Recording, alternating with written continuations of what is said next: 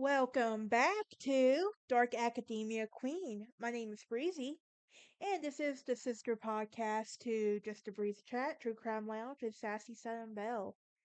Today we're going to be talking about a genre of literature that I absolutely love next to Southern Gothic.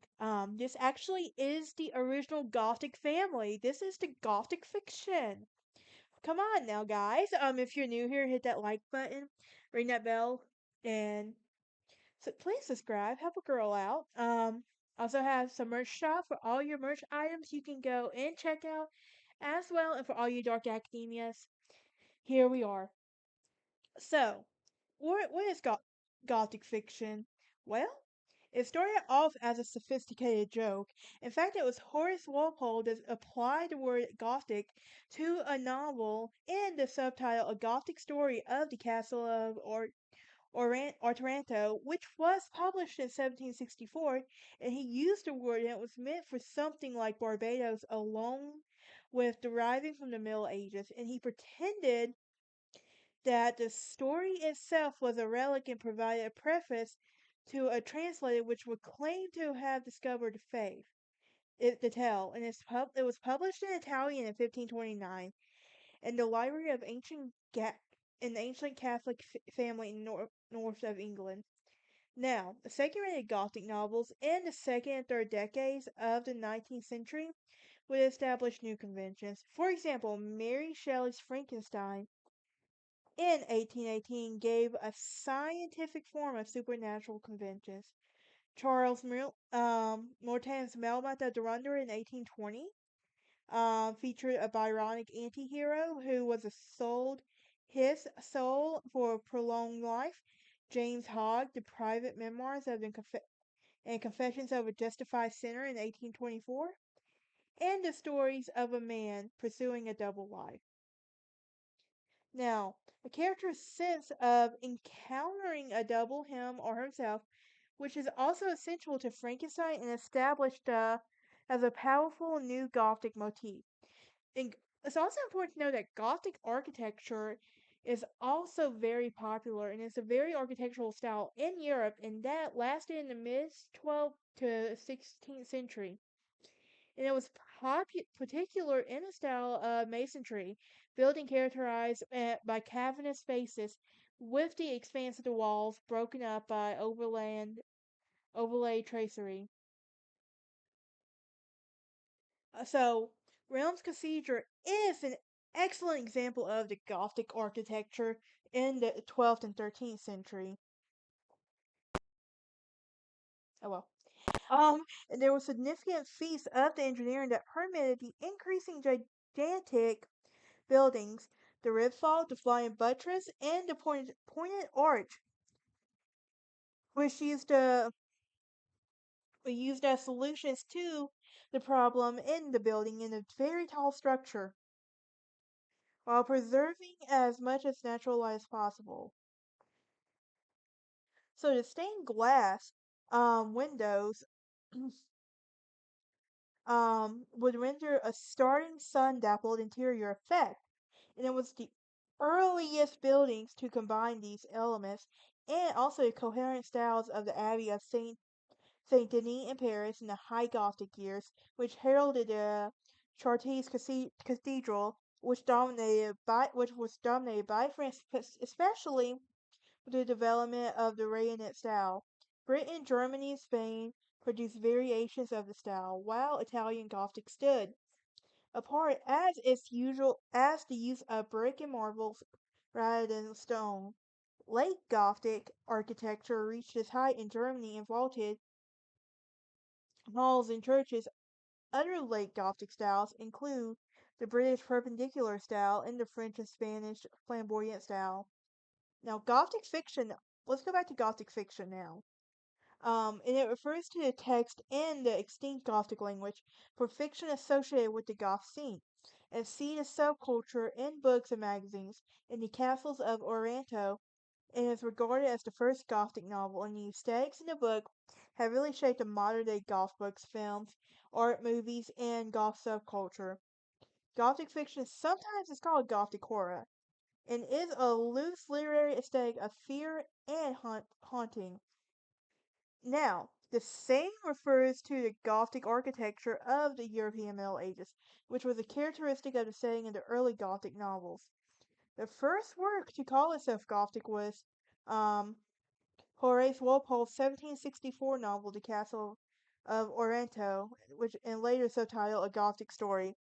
And it was 18th century contributors included Clara Reed, Anne Radcliffe, William Thomas Beckford, and Matthew Lewis. And the influence continued to the early 19th century and works by the Romantic poets and novelists by Mary Shelley, Charles Minter, Walter Scott, E.T.A. Huffman, and frequently drew upon these Gothic motifs for their work. The early Victorian period continued the use of Gothic aesthetics in the novels of by Charles Dickens and the Bronte sisters, as well as works by American playwright Edgar Allan Poe and Nathaniel Hawthorne. So later, well-known works for Dracula by Bram Stoker, um, Richard Marsh and the Beadle and Robert Louis Stevenson's Strange Case of Dr. Jekyll and Mrs. Hyde. Um, and 20th century's contributors include Daphne du Maurier, Stephen King, Shirley Jackson, Anne Rice, and Toni Morrison. Now, what are some characteristics of Gothic? Well, Gothic fiction is characterized by an environment of fear, the threat of the supernatural events, and the intrusion of the past upon the present, and setting that typically includes physical reminders of the past, especially through ruins, where it stands as proof of a previous striving from decay and present. Now, characteristic settings in the 18th and 19th centuries include castles, religious buildings such as monasteries and convents and crypts, and the atmosphere is typically claustrophobic, and common plot elements include vengeful prosecution, imprisonment, and murder.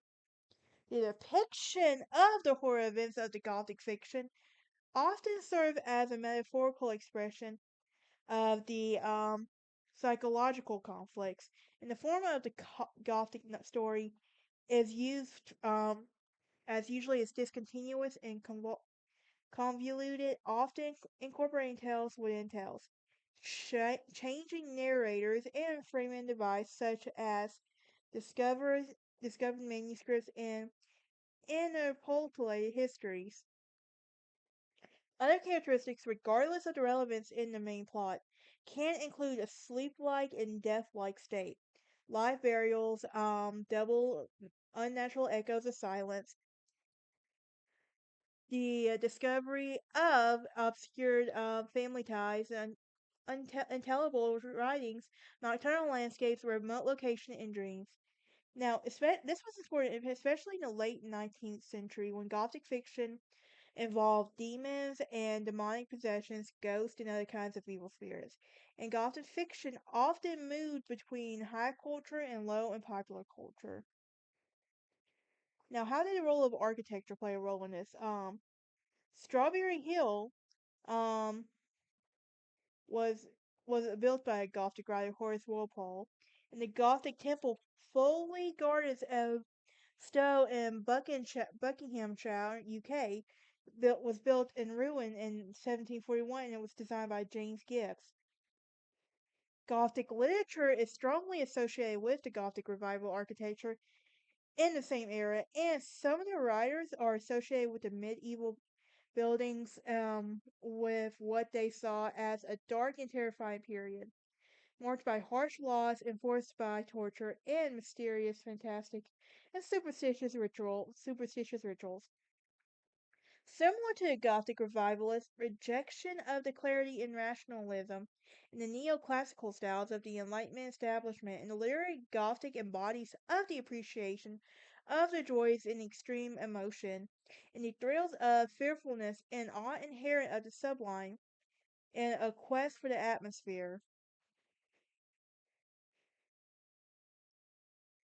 So, The ruins evoke multiple links of emotions by representing an inevitable decay in the collapse of human creation, hence the urge to add fake ruins as eye-catchers in the English landscape parks.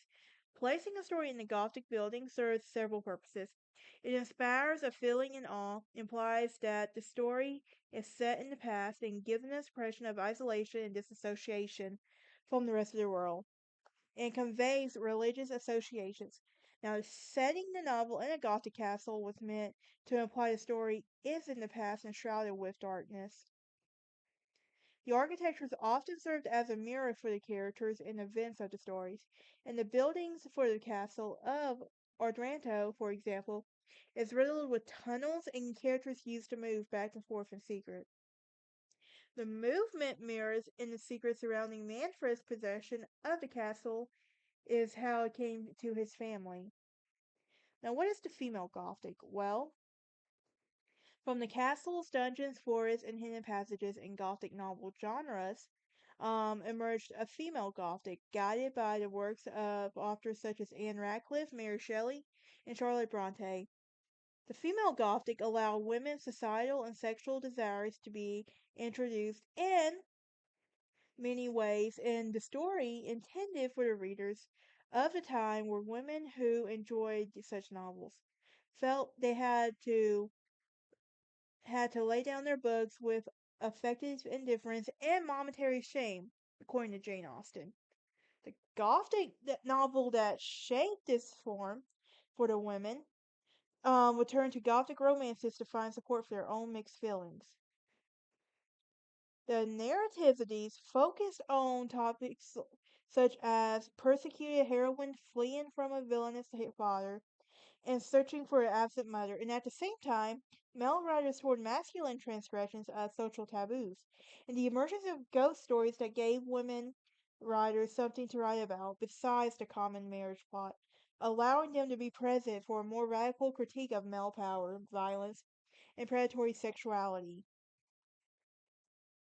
Now, authors like Mary Robinson and Charlotte Darcy, however, present a counter to the naive and persecuted heroines usually featured in the female Gothic of the time, and instead here feature more sexually assertive heroines at their work. When the female Gothic coincides with the explained supernatural cause of terror, it is not supernatural, but the female disability and its societal horrors, rape, incest, and the threatening control of male antagonists. Female Gothic novels are to address women with patriarchal societies and their difficult and unsatisfying maternal position and their role within the society. Women also fear of entrapment in their domestic in their bodies, marriage, children, um, and domestic abuse. Um, are commonly appear in this genre. Now, although the characteristics of a Gothic, Viljoldrin-like plot is sequence, female Gothics allow the readers to grow from adolescence to maturity in the face of and realize impossibilities of the supernatural. As the protagonists, such as Adeline and the Romance in the Forest, learn that the superstitious fantasies and terrors replaced by natural causes were reasonable in doubt, and the reader may grasp to the heroine's true position, and the heroine possesses the romantic nature temperament that perceives the strangeness um or others see. Okay. Now what are some of the precursors? Well, the components that would eventually combine the Gothic literature into the rich history by the time Walpole presented a fictitious medieval manuscript are the plays of Shakespeare, in particular a crucial reference point for early Gothic writers, in both an effort to bring credibility to their work and legitimize the emergent genre and a serious literature to the public. With tragedies such as Hamlet, Macbeth, King Lear, Romeo and Juliet, Richard III, with plots around the supernatural.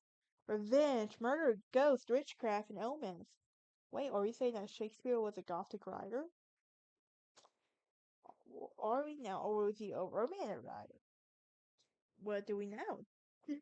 Well, um, they also placed in a medieval castle, and they were set in a huge influence upon the Gothic authors, whose present quote makes allusion to Shakespeare's work.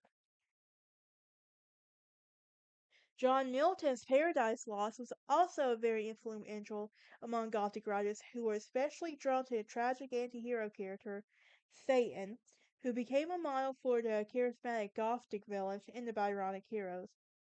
Milton's version of the myth and the fall and redemption of creating a decretion is Frankenstein again reveals the important model for Gothic plots. Alexander Pope was one of the first significant poets of the 18th century to write a poem in an authentic Gothic manner. Eloisa to Adelaide was one doomed to life and the was a tale of star-crossed lovers and one doomed to a life of seclusion in a convent, and the other in a monastery abounds in the gloomy imagery with religious terrors and suppressed passion. The influence of the Pope's poem is found in the 18th century Gothic literature, including a novel of Walpole, Radcliffe, and Lewis. So Gothic literature is described with words such as wonder and terror, and the sense of wonder and terror that provides this suspension of or disbelief so important to the Gothic, which exert except is Ren is parodied, even for all the occasional melodramas, and is tragically played straight in a self-serious manner, and it requires the imagination of the reader to be willing to accept the idea that there might be something beyond in which is immediately in front of us. Now, the mysterious imagination necessary for Gothic literature has gained the any traction and had been growing for some time before the advent of Gothic. The, s- the need to come as the top is known and explored, reducing the geographic mysteries of the world, and the edges of the map were filling in. No dragons were to be found. The human's mind focused on the replacement. Clive Bloom theorizes that this void of collective imagination was critical in developing a cultural possibility for the rest of the Gothic tradition. And it was critical in developing a cultural possibility in the rise of it. Now, the setting of the most early Gothic works were medieval, but there was a common theme before Walpole. In Britain, there was a desire to reclaim a shared past. This obsession frequently led to extravagant architectural displays such as Fonthill Abbey, and sometimes mock tournaments were held. And it was not merely literature that a medieval revival itself felt, and this contributed to a culture ready to accept a perceived medieval work. Now, the Gothic uses scenery of decay, death, morbidity, and to achieve its effects. However, Gothic literature was not the origin of this tradition. It was far older. The core skeletons and tertiaries, so commonly associated with early Gothic works, were popularized by graveyard poets. They were also present in novels such as Daniel Defoe's A Journal of a Plague Year, which contains a comical sense of the plague, and the pals, of course. Even earlier poets like Edmund Spenser evoked a dreary and sorrowful mood in poems. All aspects of the pre-Gothic literature would occur to some degree in the Gothic, but even taken together, there was still fall short of a true Gothic, in which needed to be added to the aesthetic to tie in the elements together. Bloom notes that the aesthetic must take form in the theoretical and philosophical core. So if we're going to go with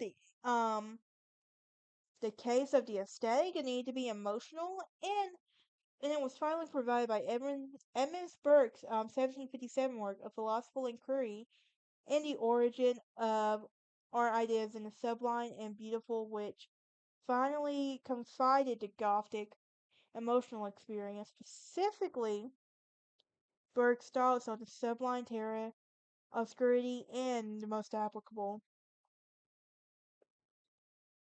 And these sections could be summarized as well. The birth of Gothic literature was thought to have been influential in the political upheaval.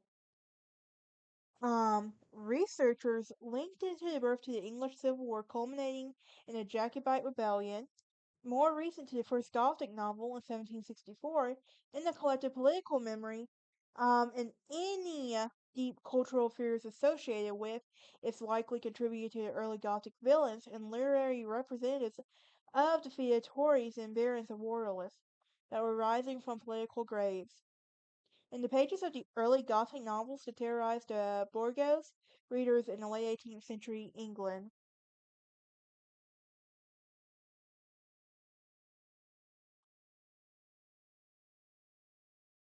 Now, Anne Radcliffe, um, the The Mysteries of Adolfo was a best-selling novel that was critical setting off a phase of the Gothic craze in the 1790s. The first work to call itself Gothic was Horace Walpole's The Castle of Otranto, and the first edition represented the story of translation in the 16th century manuscript and was widely popular, and is the second edition to reveal itself as the author adding subtitle a Gothic story, and the revelation prompted backlash from the readers, as it is considered inappropriate modern author to write a supernatural story in a rational age.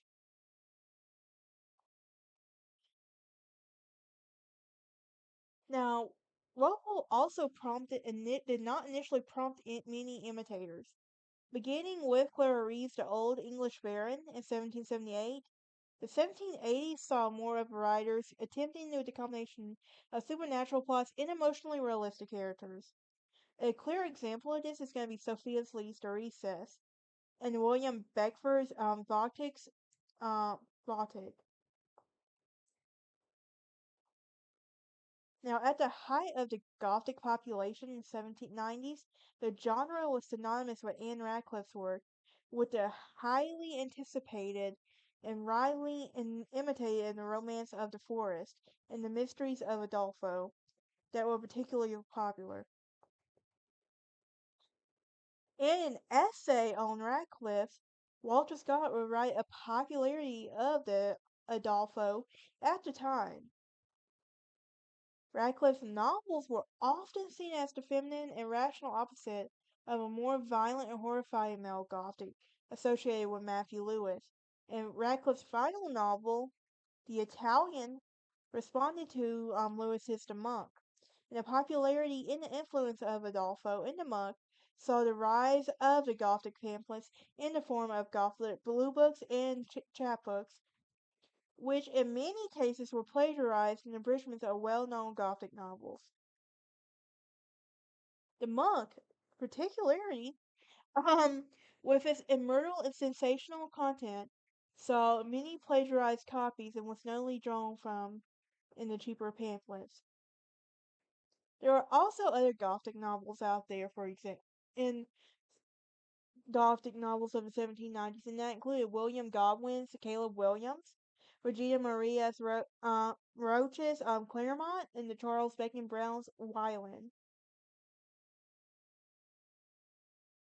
as well as large numbers of anonymous works published by the Minerva Press. In the continental Europe, Romantic literary movements led to related Gothic genres such as German Sherman and the French Roman North. In the 18th century, Gothic novels were typically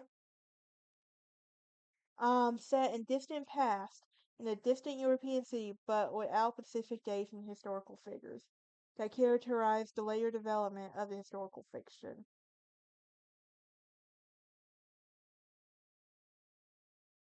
Now, the saturation of the Gothic inspired literature during the 1790s was referred to as a letter by Samuel Taylor Coleridge that was written on March 16th, 1797.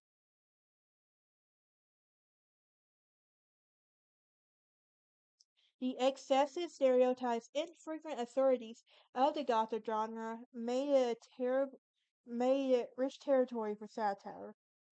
And after the 1800s, there were a period in which Gothic parodies outnumbered the forthcoming Gothic novels. In The Heroine by Eaton Stanner Barrett, Gothic tropes were exaggerated for comic effect. For example, in Jane Austen's Northanger, Northanger Abbey, the naive protagonist was a female named Catherine who conceives herself as a heroine of Radcliffe's romance and imagines murder and villainy on the other side. However, the truth turns out to be much more prosaic, and the novel is also noted as including a list of early Gothic works known as the Northanger horror novels. Now, what about the second generation of the Gothics? Well, of Gothic novelists and writers. Well, for example, poetry and romantic adventures and characters of Lord Byron were another inspiration for Gothic novels, and it provided an archetype of the Byronic hero. A clear example of this is the title in Lady Catherine's Gothic novel, Guinevere. Mary Shelley's Frankenstein or the Modern Prometheus has also come to define the Gothic fiction in the Romantic period. Byron was also the host of the celebrated ghost story and competition involving himself, Percy B. Shelley's Mary Shelley and John William Palourdy at the Villa Dardini in the banks of the Lake Geneva in the summer of 1816.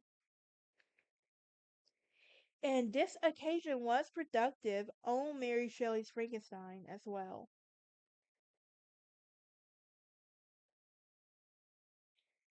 And although clearly influenced by the Gothic tradition, Mary Shelley is often considered the first science fiction novelist as well.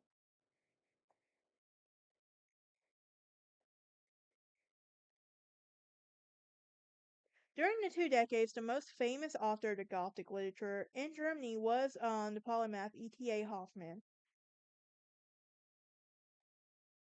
And Lewis's the Monk influenced and mentioned it as the novel of the Devil's Electries. In Spain, the priest Pascual Perez Rodriguez was one of the most diligent novels in the Gothic way, closely aligned with the supernatural explained by Anne Radcliffe. In Russia, authors of the Romantic era include Anthony Polga. I'm just gonna use his pen name here. Alexei Peresky, Arestanov, Aleskas Staroshenko as well. Now, the key author of the transition from Romanticism to Realism was Nikolai Gaudet, and he was one of the most important authors of Romanticism that produced a number of works to qualify as a Gothic fiction. Each of the three short stories collections featured a number of stories that fell within the Gothic genre or contain elements. They include St. John's Eve, A Terrible Vengeance, and even from near. Now,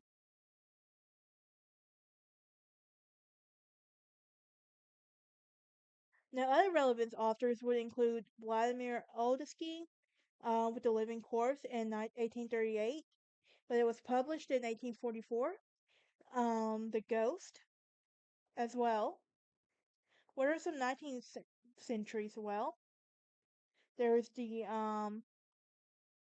by the time of the Victorian era, Gothic has ceased to be dominant genre in novels in England, and partly replaced to sedate the um, historical fiction. And however, the Gothic short stories continue to be popular and are published in magazines as well as chapbooks and penny dreadfuls. The most influential Gothic writer from the period was the American Edgar Allan Poe. And he is often also known as the father of dark romanticism as well, in which numerous short stories and poems incorporating Gothic tropes. In his story, to follow the author, House of Usher, revisits the classic Gothic tropes in the aristocratic decay, death, and madness. Poe is now considered a master of American Gothic. In England, one of the most influential penny dreadfuls is the anonymous author Verney and the Vampire.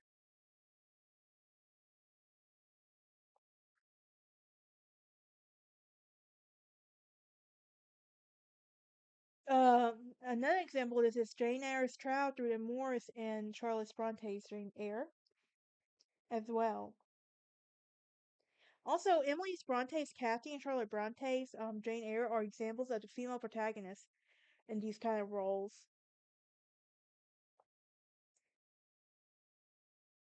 The genre has heavily influenced writers such as Charles Dickens, who read Gothic novels as a teenager and incorporated gloomy atmosphere and melodramas into his work.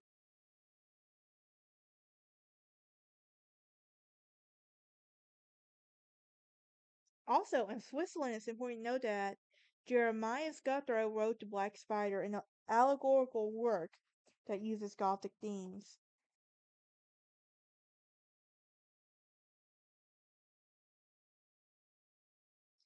Now, until the 1990s, Russian Gothic critics did not view Russian Gothic as a genre or a label. That's pretty interesting to note right there. Um, if used, the word Gothic was referred to or described to as the works of Fyodor Dostoevsky from the 1880s, and most critics used this tag as romanticism and fantastique, and such in the 1984 story collection of the English into the Russian 19th century Gothic tales.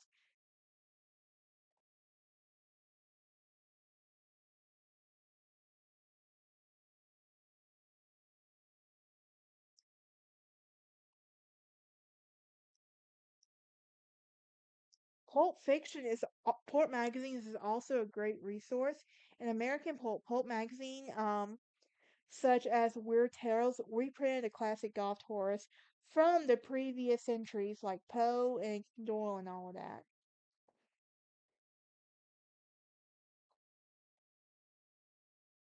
There are plenty of new gothic romances out there as well that is really worth giving a dive into.